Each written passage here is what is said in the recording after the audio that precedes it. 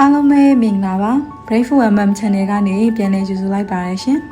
တကယ်ချင်းတို့ရေတရေဆိုတာတကယ်ယုံကြလားလူများစုကတော့ကြောက်ကြပေမဲ့တချို့ကြတော့လေတစ်သက်လုံးနေလို့တစ်ခါမှတော့မကြုံမှုကြပါဘူးဒါပေမဲ့တချို့လူတွေကြပြန်တော့လေတွားလျာမှာခြောက်ခံရတာမြင်နေရတာမျိုးတွေဖြစ်တတ်ပါတယ်ဒါကတိုက်ဆိုင်မှုသက်သက်ပဲလားဒါမှမဟုတ်အချောက်ခံရတဲ့သူတွေမှာထူးခြားတဲ့ဝိသေသတွေရှိနေလို့လား Brave MM ရဲ့ဒီနေ့ဗီဒီယိုမှာတော့ဘယ်လိုလူတွေကပို့ပြီးတရေချောက်ခံရဆုံးလဲဆိုတာနဲ့အချောက်မခံရအောင်ဘယ်လိုနေထိုင်ရမလဲဆိုတာကိုပြောပြပေးသွားမှာပါတရေချောက်တယ်ဆိုတာကိုသိပ္ပံနည်းရအောင်နာမည်ဆိုင်ရာအရာပါအယူအဆမျိုးမျိုးရှိကြပါတယ်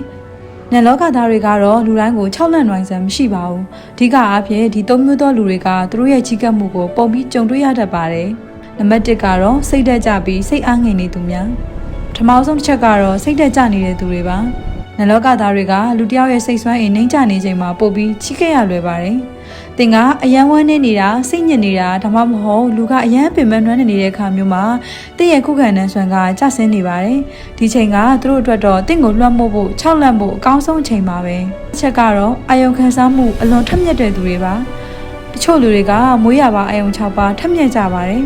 သူတို့ကပဝင်းကျင်ကစွမ်းရင်ပြောင်းလဲကိုအလွယ်တကူသိနိုင်ကြပြီးတခြားသူတွေမမြင်ရမကြားရတဲ့အရာတွေကိုခန်းစားမိတတ်ကြပါတယ်။ဒါကနန်လောကနဲ့ထိတွေ့မှုပိုရှိသွားစေတဲ့အတွက်သူတို့နဲ့ပတ်သက်မိဖို့လမ်းစာဖြစ်လာတတ်ပါတယ်။တတိယတစ်ချက်ကတော့တားမြစ်ချက်တွေကိုချိုးဖောက်သူတွေပါ။မသွားနဲ့ဆိုတဲ့နေရာကိုသွားတာမလုံနဲ့ဆိုတာကိုစိန်ခေါ်ပြီးလောက်တာမျိုးတွေကနန်လောကသားတွေကိုဒေါသထွက်စေပြီးအချောက်ခံရဖို့လမ်းစာဖြစ်စေပါတယ်။သူတို့ရဲ့နေမြေကိုကျူးကျော်တာဒါမှမဟုတ်သူတို့ကိုမလေးစားတာမျိုးတွေကသူတို့ရဲ့တုံ့ပြန်မှုကိုဖြစ်စေတတ်ပါတယ်။တကယ်လို့သင်ကကြောက်တဲ့သူတယောက်ဆိုရင်ဒါမှမဟုတ်ထူးထူးခြားခြားတွေ့ကြုံနေရပြီဆိုရင်အခုပြောပြမယ့်နည်းလမ်းလေးတွေကိုသတိထားကြည့်ပါဒါတွေကသင်ကိုအကာအကွယ်ပေးနိုင်ပါတယ်ပထမဆုံးအနေနဲ့စိတ်ကိုတင်းတင်းထားပါကြောက်စိတ်ဆိုတာသူတို့တွေအတွက်အစာတစ်ခုလိုပါပဲသင်ကအရန်ကြောက်ပြလေလေသူတို့ကပို့ပြီးခြောက်လန့်လေပါပဲငါခန္ဓာကိုငါနေရငါကိုဘယ်သူမှလွှမ်းမိုးလို့မရဘူးဆိုရယ်စိတ်သက်ခံခံမှထားရှိခြင်းကအကောင်းဆုံးအကာအကွယ်ပါပဲဒုတိယအနေနဲ့ပတ်ဝန်းကျင်ကိုလင်းလင်းချင်းချင်းထားပါမောင်ရင်ကျတဲ့နေရာတွေဖုံထူပြီးရှုပ်ပွားနေတဲ့နေရာတွေကစွန့်ရင်မကောင်းတဲ့အရာတွေခိုးအောင်ဖို့အတွက်အကောင်းဆုံးနေရာတွေပါအိမ်ရင်းလေးအောင်ကောင်းကောင်းရအောင်ထားတာတသက်ရှင်းရှင်းထားတာကမကောင်းတဲ့စွန့်ရင်တွေကိုဖယ်ရှားပေးပါတယ်တတိယအနေနဲ့ကတော့ဘာသာရေးအရာအကာအကွယ်ယူပါ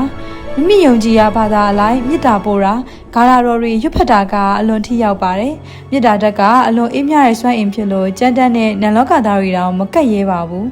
အချုပ်ပြောရရင်တရေဆိုတာထက်ကိုယ့်ရဲ့စိတ်ကပိုအရေးကြီးပါတယ်စိတ်သက်ခိုင်ပါပြီးမေတ္တာတရားလက်ကင်ထားတဲ့သူကိုဘယ်သူကမှအလွယ်တကူနှောက်ယှက်လို့မရပါဘူး